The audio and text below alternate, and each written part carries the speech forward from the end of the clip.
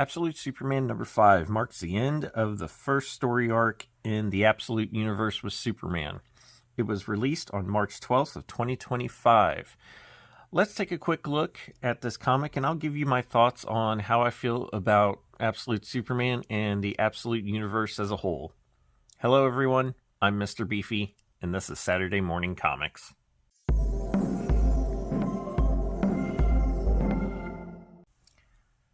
So we start off, and we got a couple of things going on. We got shots of the past and shots of the present going on. In the past, they're talking about the end of Krypton, how it was dying, and Kal's parents were working to save some people, make their own ship, but how also the Krypton elite were keeping the people who weren't, basically making their own ships, but not letting everyone use them.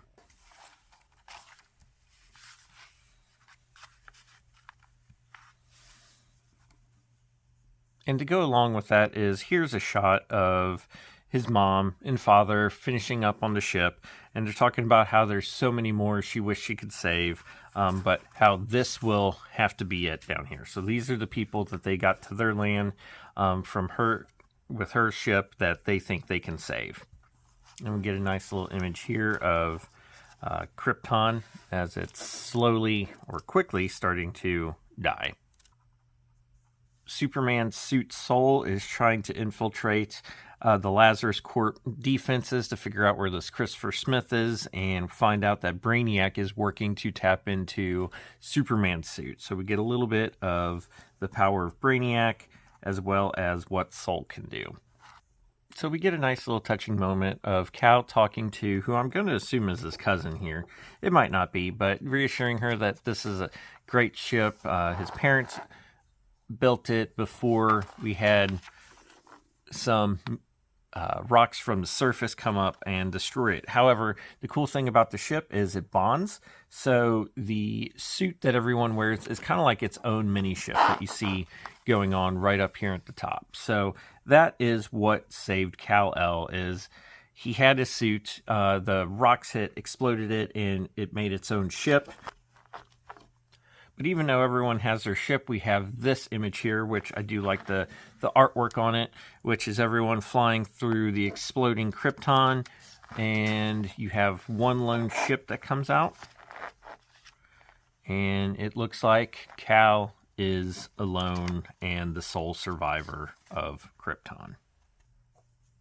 So a lot of the theme of this comic was how the people of Krypton, at least the elite, weren't thinking of the people, and Kal ends his quest to find Christopher Smith by landing here on the moon, and basically says he's afraid of what he can do. You know, he's afraid of the anger and how much power he wields. And so it ends with wanting to find himself a little bit more before he does something he regrets and can't take back. But yeah, that was a quick look at Absolute Superman number 5. I did enjoy it. This was maybe one of my less favorite of the Superman ones. Like, I didn't, you know, the hunt for Christopher Smith I didn't think was as interesting. However, I did like the Krypton stuff. I liked them showing what happened. Now, even though it shows Kal as being the only one to escape, I do think that lends itself to, you know, maybe the ships went the other way and he couldn't see them.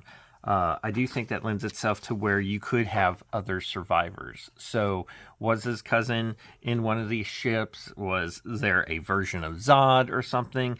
I don't know, but I'm sure that's something that if they want to explore, that's how they would explain it. Because the way they explained it in this comic, that no ship other than the initial one from Kal's parents left the planet. So I really enjoyed the art in this. I thought it was pretty good.